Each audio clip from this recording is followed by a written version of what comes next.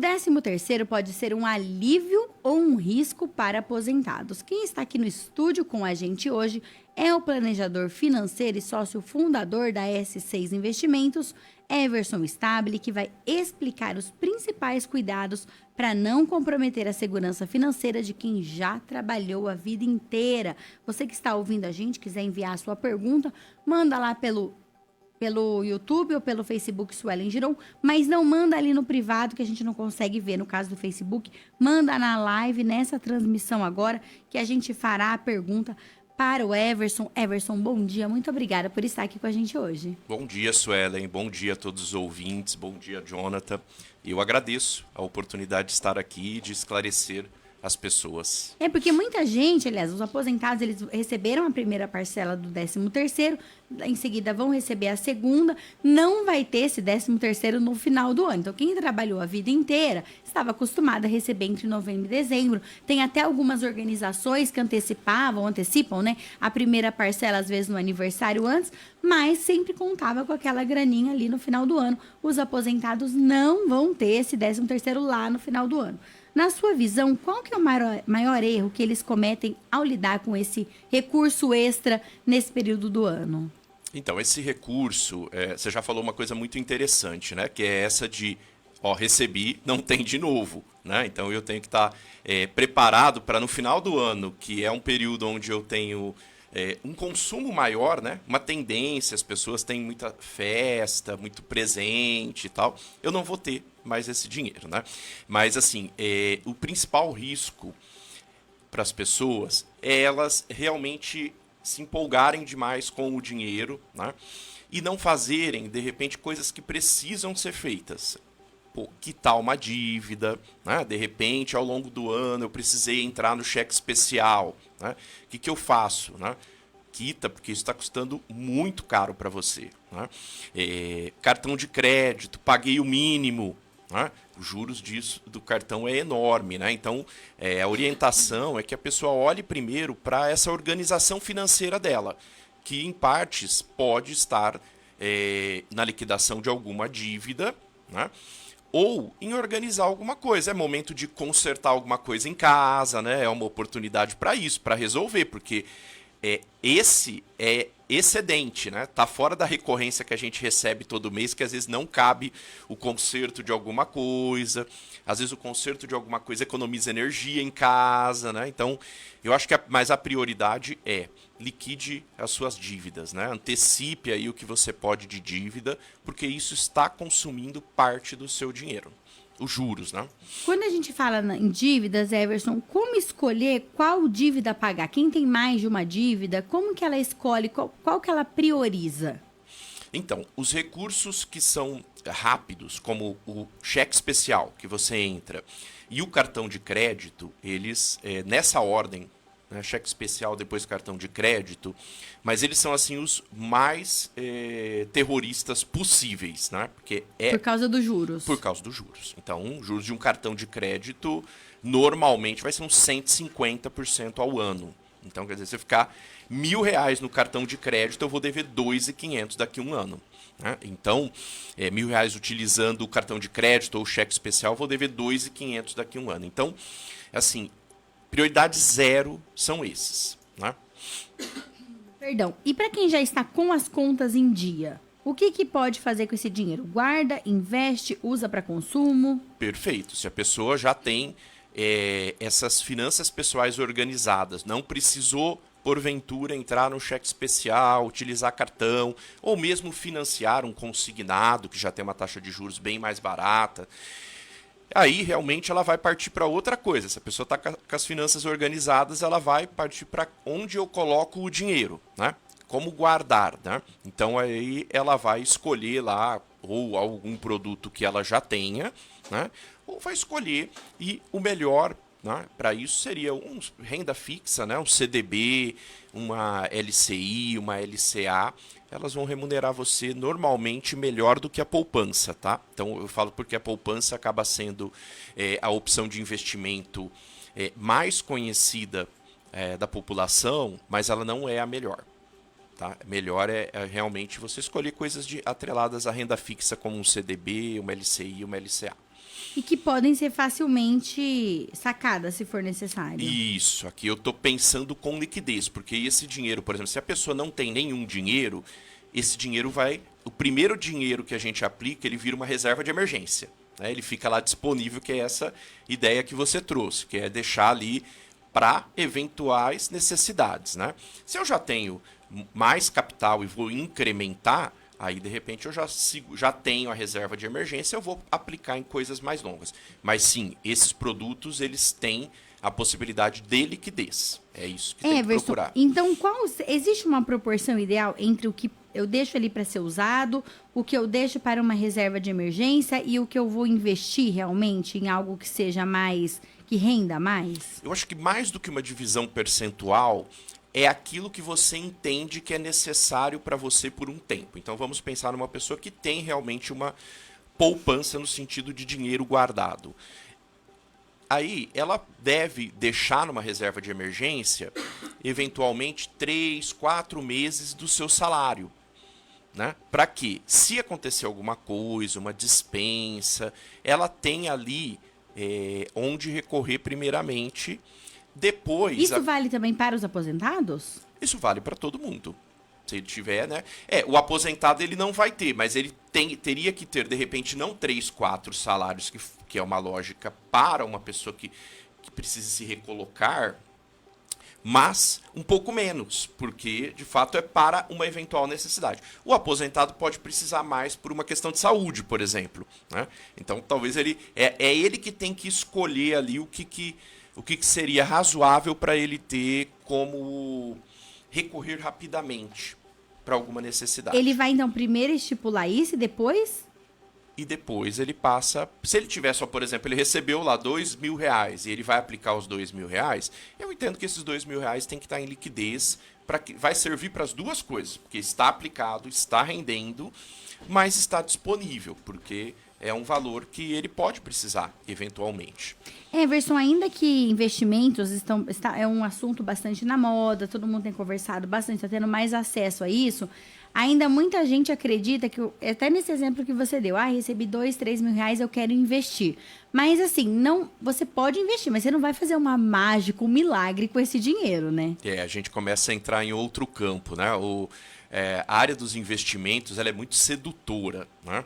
E como em outras áreas, né, existem pessoas que se aproveitam disso. Então você sabe bem, a gente viveu uma pirâmide aqui em Araçatuba, né, travestida ali de banco, né, e que argumentava que operava ativos de criptoativos. Né?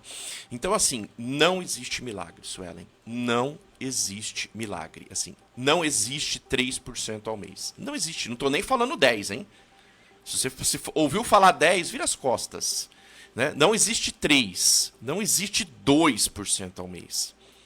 Existe hoje uma taxa de juros que hoje provavelmente pode ser elevada pelo Banco Central, mas que hoje está dando 1% ao mês, que é bastante alto. Né? Então você não vai conseguir num banco, numa instituição séria, muito mais do que isso. Né? Qualquer coisa acima disso já vai começar a te exigir riscos, correr riscos. E isso não é para todo mundo. Né? Agora sim. Muito menos para quem está começando, né? Nessa área de muito menos para quem está começando. E muito menos para quem pode precisar do dinheiro. Porque assim, não adianta vamos supor, um aposentado que tenha R$20.000, né, guardado. Fruto de uma vida, né, de trabalho e tal. Tem uma reservinha. Aí ele vai colocar isso em risco. Vem uma crise, ele vira 10. Ele não está preparado normalmente para esperar. Primeiro, ele não tem idade para esperar muito. Ele é um aposentado. Porque muitas vezes o mercado vai se recuperar e aquilo que ele perdeu, aqueles 20 que ele investiu, viraram 10, mas depois pode ser que volte e ele vire 30, né? Mas pode. Isso é ao longo do tempo. Então, né? Tem duas coisas aí. Pode levar 10 anos e ele pode precisar do dinheiro antes. Então, já está errado. Se ele aplica um dinheiro que eventualmente ele pode precisar, está errado. Tá? É como comprar um imóvel com o dinheiro que eu posso precisar. Quando eu compro, né, tudo bem, mas quando eu vou vender não depende de mim. Então eu posso ter que, se eu vender às pressas, vou vender com deságio. Só para fazer uma comparação que é até mais comum para as pessoas. Então, assim, tem que tomar muito cuidado, porque às vezes não é apropriado para você. Não se iluda, nós temos uma taxa de juros excepcional do Brasil. O Brasil é a Disneylândia do mundo na taxa de juros.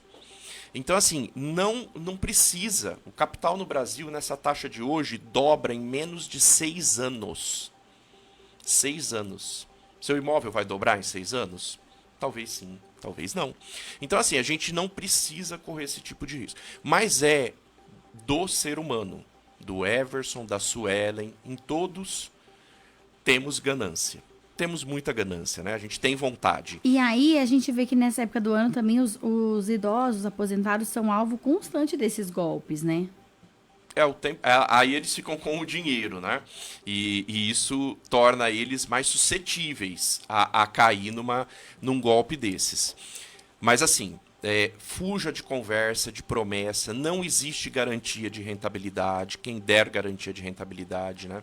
Está mentindo. Procure instituições consolidadas, né? Tem tantos bancos de primeira linha, corretoras hoje de primeira linha que fazem a distribuição dos produtos. Então, tem que tomar muito cuidado, não precisa, né, correr esse tipo de risco, não precisa se expor, né? E cuidado com as historinhas também, né, Everson? Tem muita gente que, eu conheço o primo do filho do não sei quem, que ele investiu tanto e ganhou tanto, e você entrega o dinheiro para ele, que ele vai fazer esse seu dinheiro ser multiplicado. Então, entrega o dinheiro para alguém. Isso não existe. Tira da sua vida. Não existe. Você vai depositar numa instituição consolidada. Ponto. Entregou o dinheiro para alguém, você está correndo o risco dessa pessoa. Se ela for muito bem intencionada, ela pode errar. Né? Se ela está te pagando 3, ela teria que estar fazendo algum negócio que rende mais de 3. Como eu sei que não tem como colocar em algum negócio que rende mais do que 3, ela não vai te pagar. Ela teria que estar empreendendo. Empreendimento, sim, pode render mais que isso. Mas o empreendedor sério não está pegando dinheiro a 3%, né? Assim, com pessoas. Ele está indo ao banco pegar esse dinheiro, né? Ele não sai correndo atrás de um monte de gente. Então, assim, nunca deposite na conta de uma pessoa. Muito bom, isso é importante a gente reforçar. E tem também muitos aposentados que acabam ajudando financeiramente filhos ou netos com o 13º. Onde que está o limite entre a solidariedade familiar e a imprudência financeira? Essa é estritamente pessoal, né? De fato, tem uma máxima. Nunca empreste o dinheiro que você não pode perder. Seja para amigos, seja para parentes. Então, assim, dê o dinheiro que você pode perder. Já assuma assim, tipo, eu estou dando porque essa pessoa está precisando. Se eu receber de volta é lucro, mas... Eu acho que é uma boa ótica, sabe, de olhar. Porque assim, e às vezes... com satisfação. O filho está precisando, acabou. Eu não tenho função maior para o meu dinheiro do que ajudar um filho meu que está precisando, né? Então, assim, acho que isso é pessoal, mas só que, assim, é causador de problemas familiares. O dinheiro está no cerne de quase tudo na nossa vida, não por ser dinheiro, mas sim porque ele paga o plano de saúde, você consegue ter um conforto, porque você pode ajudar uma pessoa, porque você pode fazer uma doação para pai, entendeu? Então o dinheiro não é pelo dinheiro, é pelo que ele proporciona para você. E ele está para o bem ou para o mal. Então o atrito também existe pelo dinheiro, né? E existe uma porcentagem para ele guardar essa reserva, por exemplo, para o final do ano, como você disse, que é um período que tem mais gastos, tem festas, tem presentes, e ele não vai receber esse 13º? Importante a gente deixar muito claro, você que é aposentado, tá feliz aí que recebeu a primeira parcela do 13º, vai receber a segunda mês que vem, você não vai ter 13º no final do ano. Então, tem uma porcentagem ali que seria interessante a pessoa guardar? Eu acho que assim, se ele não tem necessidade, o ideal é guardar, né, de consumo. Se ele tem alguma coisa para consumir, mesmo que seja para um prazer, consome, né, e guarda a diferença, né? Acho que o final do ano é essa época muito festiva, né, que acaba exigindo da gente mais dinheiro. Além do final do ano, né, que exige da gente mais dinheiro, tem o mês de janeiro, né? Isso que não falar. É para festas. Não, janeiro também exige bastante. Exige bastante. É IPVA, IPTU, né? Então, Eu acho que assim, guardar o máximo que ele puder. Né? É uma máxima, assim. Esse negócio de viver hoje e tal é importante, mas só que tem que ser conciliado. Tem que ter equilíbrio. Perfeito. Essa é a resposta. E para quem já tem mais idade e ainda não investe, vale a pena começar a investir agora? Sempre. Porque é uma segurança que você tem, que é esse capitalzinho guardado, né? E investir é como qualquer outra coisa. Você pode passar pela vida tendo isso, né? Não tem por que não ter, né? Ele só vai proporcionar para você uma segurança onde recorrer quando você precisar. E o 13º, Everson, ele tem que ser visto como? Ele é uma parte realmente do planejamento anual ou ele é um extra? É uma parte do planejamento anual. Eu entendo assim, que tem que na verdade nada Porque mais... você é consultor consultor financeiro, né? Faz planejamento financeiro pessoal, inclusive, a hora que você vai montar ali aquele plano para o seu cliente, o 13º, ele já entra ali nesse planejamento anual. Ele não é um dinheiro que surge como um extra. Não, de jeito nenhum. Ele é a renda total do ano do cliente. Ele compõe essa renda, né? Então tem que pensar o planejamento com toda a renda do cliente. É porque a gente aqui no Brasil, a gente está acostumado a olhar a renda apenas mensal, né? Quanto que você ganha? Ganha R$2.000. Lá nos Estados Unidos, eles já olham a renda anual, tudo que a pessoa recebe, né? Perfeito, Suelen. É isso mesmo, assim. É o chamado total cash, né? Qual que é o seu total cash no ano? Em alguns cargos já executivos, né? Quando vão fazer a pergunta para vocês, não fala quanto você ganha por mês. Qual que é o seu, já fazem aqui no Brasil a pergunta, qual que é o seu total cash? É porque às vezes tem participação nos lucros, Isso. fora o próximo 13º, tem bônus, tem comissões. Então veja, tudo isso se soma, né? Eu tenho que pensar com tudo. Então, por exemplo, uma pessoa que tem uma alimentação, um ticket, isso é uma renda, né? Ele vai consumir obrigatoriamente dentro do campo da alimentação, mas compõe a renda quando ele olha assim, eu vou para aquele emprego ou para esse? Eu vou para aquele, né? Porque aquilo ali é uma renda, dá mais quando eu somo o ticket. Então, tudo isso acaba sendo uma renda. Diferente da ótica de tributação, né? Pô, o ticket não é tributado e tudo mais, né? Jonathan, você tem uma pergunta? Não vi qual é o sinal que ele estava fazendo aqui para mim. Tem alguma pergunta aqui? Tem perguntas no... Opa, perdão. Jonathan, eu perguntei se você tinha uma pergunta. Não tem, mas tem perguntas no YouTube. Deixa eu ver aqui. O Célio Gomes, lá de Malacacheta, no norte de Minas Gerais, mandou um abraço. Deixa eu ver aqui. Pagar bem as diárias trabalhistas. A Tereza Souza, Everson, excelente profissional de investimentos com sólida experiência no mercado financeiro. Tereza Souza está aí te elogiando. Obrigado, Tereza. Deixa eu ver o Célio Gomes aqui. Trabalho à vista com dinheiro em notas. Deixa eu ver, é uma pergunta? Não é uma pergunta. Bom, então, continuando aqui, Everson, que conselho final que você deixa para os aposentados e também para os filhos e netos que querem ajudá-los a usar esse dinheiro com sabedoria e segurança?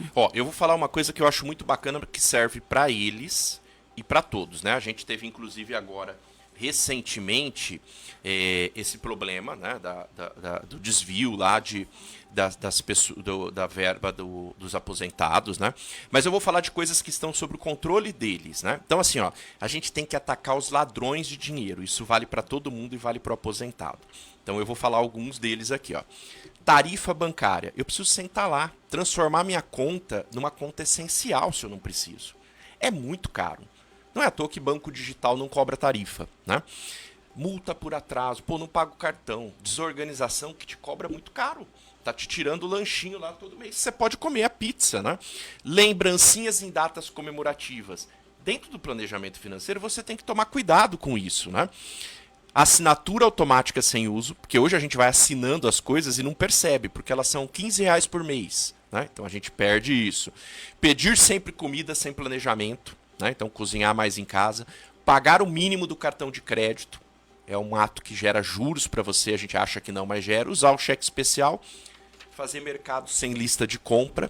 E deixa o filho em casa para ir no mercado, tá? Levar o filho criança, custa né? caro. O João Pedro é bonzinho. Ele é bonzinho, Jonathan. Ele tá fazendo sinal aqui pra mim, mas o João Pedro geralmente é assim, eu faço muito, ensino ele a escolher. Olha, se você quiser esse chocolate, não dá pra levar isso e isso. Qual você quer?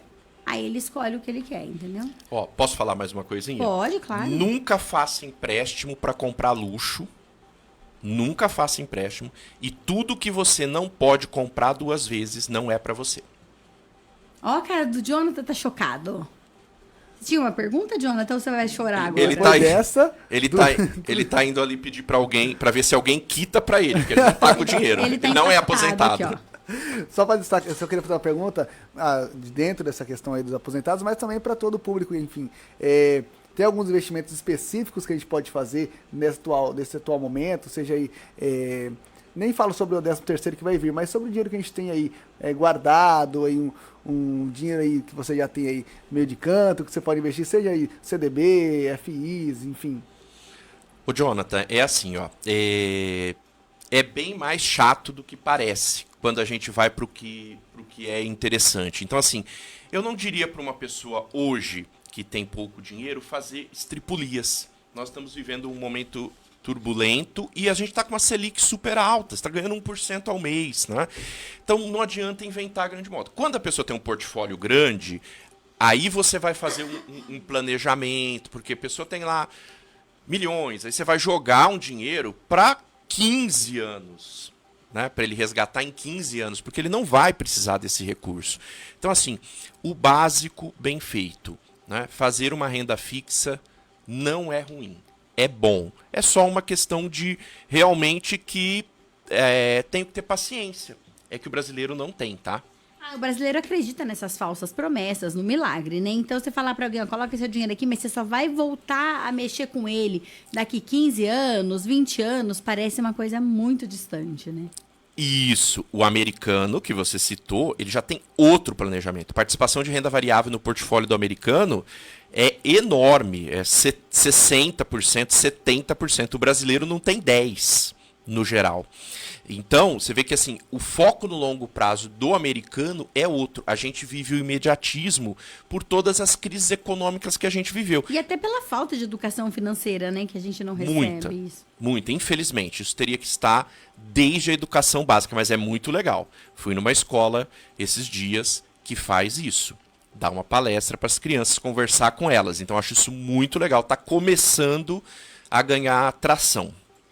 O Jonathan tá colocando aqui na tela o Instagram do Everson, mas aqui da empresa é o AS6 Investimentos, @S, letra S, o 6 em numeral, Investimentos, S6 Investimentos. Você que quer conhecer mais o trabalho do Everson, entra ali, tem bastante informação, tem como entrar em contato com ele também. Então, vai lá no Instagram, @S6 numeral Investimentos. Everson, muito obrigada por ter vindo aqui nesta manhã, para ter esclarecido a dúvida de muita gente. Eu tenho certeza que também vai evitar que muita gente caia em cilada e golpes. Suelen, você sabe que é muito legal isso que você faz e eu também fico feliz de participar, né? Porque isso é um serviço social, praticamente, porque a gente precisa evitar, né? Porque é muito sofrimento das pessoas que entram por coisas que são inerentes a gente, né?